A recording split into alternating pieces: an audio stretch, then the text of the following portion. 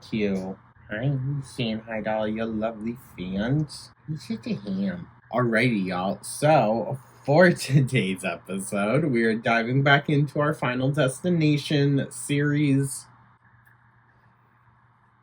run through. I don't know. What are we calling it? It's not really a deep dive. I keep that for like research stuff, But yeah, we're just running on through. We are on the fifth one right before the final, well, maybe, Final Destinations Bloodlines, the newest one that just came out. And yeah, I have seen it. Once again, just clarifying, I have seen the newest one. I really liked it. I think it's bringing the franchise back to like where I enjoyed it, but it's in a new place also. That makes no sense. But like the fourth and fifth one just are not my favorites at all, really. So we're just gonna breeze on through those so that we can get to this last one, which I really enjoyed. And it is the first Final Destinations movie to make me cry. So there's that. But yeah, so diving on in Final Destination 5. Once again, another one that relied heavily on CGI. So released in 2011. This one was directed by Stephen Quayle, written by Eric Heiserer, distributed by Warner Bros. And produced by New Line Cinema. Budget, again, $40 million. The box office for this one was $157.9 million, so almost $158 million. That's pretty good, considering... Okay, so no, there was actually quite a significant drop-off, I would say. After that one, of course, Bloodlines did really well. So, Death returns to claim the lucky survivors of a deadly bridge collapse in this fifth frightening installment in the series. Now, I'm surprised it took them to the fifth one to do a bridge collapse. I'm pretty sure we're all terrified of being like in standstill traffic on a bridge. So it seems like something that would have maybe come sooner. But Tony Todd plays William Bloodworth. Jacqueline McInnes Wood is Olivia Castle. Miles Fisher plays Peter Friedkin. Emma Bell plays Molly Harper. Ellen Rowe is Candace Hooper. Nicholas D'Augusto is Sam Lawton. David Koechner is Dennis Latman. Arlen Escarpeta is Nathan Sears. And Courtney B. Vance is Agent Jim Block. Now, in my opinion, this one has the greatest intro, but it is very long.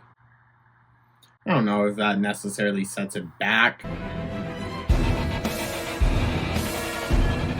I just kind of always considered it like, okay, we're getting it all out of the way. Let's just get to. But yeah, so that's the basic rundown. You know the dealio. We'll talk about the kills and whatnot. This one, like I said before, really uses CGI a bit too much, in my opinion. Like I said before, as soon as you start CGIing in blood, you know you've lost the game. So there's some scenes that are like a little corny and whatnot.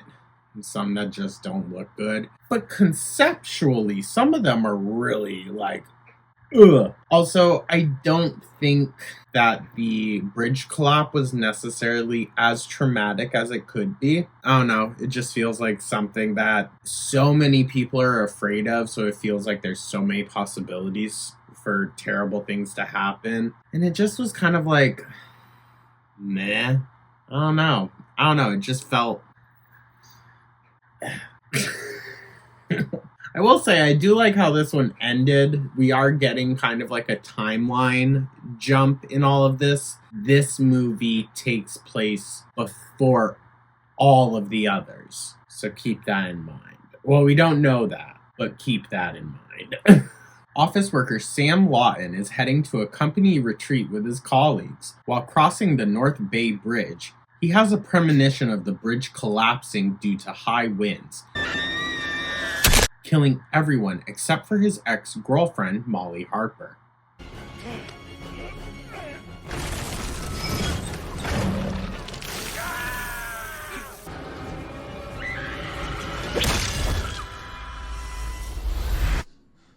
Also, with like the work environment, it's very divided and there's very kind of like social implications injected into the plot line and with the characters. It doesn't feel as forced as like the racism narrative in the fourth movie, but it does still feel a little unnecessary. It's like I don't come to Final Destination movies for some social commentary. With all due respect, I just don't. So I don't know why, again, we're going in it with this, but I will say I think it drives the tension a bit better and doesn't feel like just a shock thing. I also think there are some racial tensions still in the fifth movie, but again, it's not hit you over the head like it was in the fourth one. I just don't know why they decided to start injecting that kind of stuff into it. It very much diverts away from that in the sixth one, and I enjoy it for that. I love movies that have a message and whatnot, but like, let's make it thought out, you know? I'll say this one does it better than the fourth. Also, I think I have to just say one of my favorite deaths on the whole bridge thing was the hot tar just being sprayed all over. It was his boss, dude, the annoying one.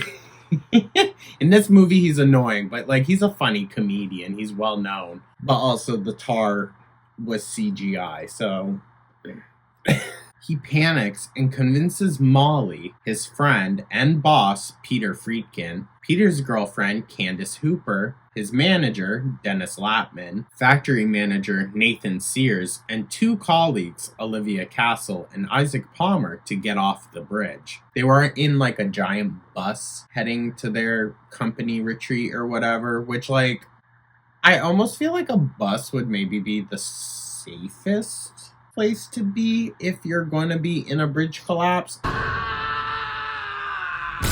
other than off of the bridge. FBI agent Jim Block suspects Sam of foul play. They always do every single time. Well, to be fair, we also did not have, because that's kind of the excuse that was used for all of the other incidents, right? Is that that famous plane crash was like really well known, so they all just kind of reflected back to that. This happened before that one, so I guess that makes sense that maybe he's suspicious, but like, how are you going to bring down a bridge? Still, Sam is cleared when Block's colleague determines the collapse was not man-made. Sam and his colleagues also meet mortician William Bloodsworth, who warns them that death doesn't like to be cheated.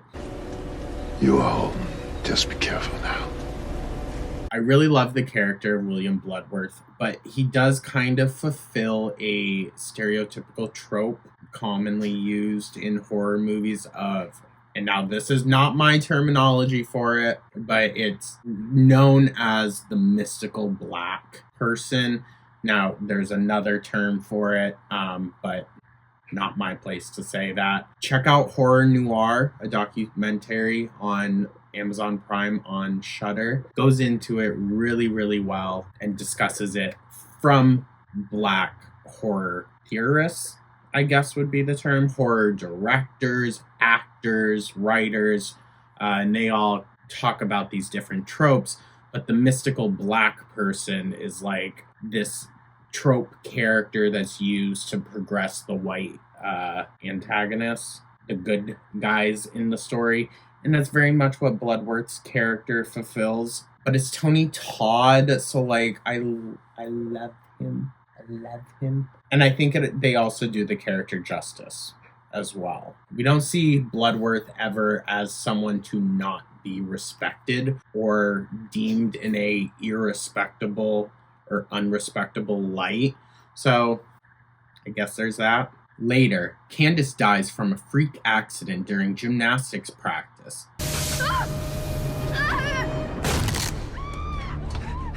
Causing Peter to become unstable. Crazy scene. Crazy one. That's another really freaking good one. I'll give them that. The gymnastics death. Oh my god. Her just like crumple. Ugh. Following Candace's death, Isaac is fatally crushed by a Bouddha statue. Anytime there's just like a crushing death, unless it's like the kid from the second one where it just comes out of nowhere. It really kind of feels cheap, you know, because once we start getting to like just mush, that's when I'm like, all right, what are we doing? No one just turns to a big pile of mush unless they're thrown through like a freaking meat grinder. Sounds crazy. Present at the aftermath of both deaths, Bloodworth tells them that death is killing them because they survived a disaster they were supposed to die in, creating wrinkles in reality. And that wrinkle is you. To survive, they must kill someone to steal their remaining lifespan. Sam and Molly fail to save Olivia, who falls off a building after a malfunctioning laser eye surgery machine mutilates her right eye. That's a rough one. Rough because, like, conceptually, that's just terrible. But also visually, it's just not a fun one. Like, the CGI in it is really bad. Acting is great, though. Like, it's nothing on the part of the actors in this movie, I would say, at least. Other ones, the acting was questionable here or there. In this one, the acting is great. It's just, I'm not a CGI fan at all. I would rather it look really stupid and fake, but at least be real than, you know, just computerized. Sam learns that the survivors are dying in the order they would have died in the bridge collapse and discovers that Nathan is next. During a workplace argument, Nathan accidentally kills his coworker Roy Carson. When the other survivors hear this, they deduce that Nathan must have stolen Roy's lifespan. Suddenly, a machine launches a wrench into Dennis's face. That evening, Sam and Molly rekindle their relationship at a restaurant. They are interrupted by Peter, who tries to steal Molly's lifespan since he believes it is unfair for Molly to have survived in Sam's premonition, thus not making her part of Death's list. Now, we've talked about before, like, how it's a little annoying, I guess, that they always turn on each other. This one is very much that. They start fighting and arguing and literally trying to kill one another. We weren't supposed to survive that bridge collapse. And so now it's kill or be killed. And it's just like, it's not fun, honestly. It's not fun. I don't... I guess it's a little cynical. I don't want them to have any hand or power in any death that we're going to see on screen. You know, that's not what the franchise is. It was never really about man-on-man horror. It was always the existential dread of just death having a plan and you just being a cog in the machine, essentially. And I feel like when they start throwing in human meddling and intervention, that's when it gets boring for me. That's just my opinion. I'm way more critical of this one than the last one just because, like I said, they're really not my favorites. Agent Block intervenes but is shot by Peter, who steals his lifespan. Despite this, Peter tries to kill Molly to eliminate witnesses, but is saved by Sam, who kills Peter with a meat spit. Sam concludes that he stole Block's lifespan since Peter's gun misfired, yet missed Sam. This is so confusing. Like, the whole kitchen fight scene, I knew this was going to be just such a pain to recount. I was like, oh my god. Because it literally, like, death is kind of like playing both sides. So whoever is like kind of dominant in the fight, death could either help or go against them. Whichever allows death to have the power in it all, I guess. It's just... 2 weeks later, Sam and Molly board a plane to Paris and witness 6 high school students and a teacher being expelled, revealing that the plane is Volare Airlines Flight 180.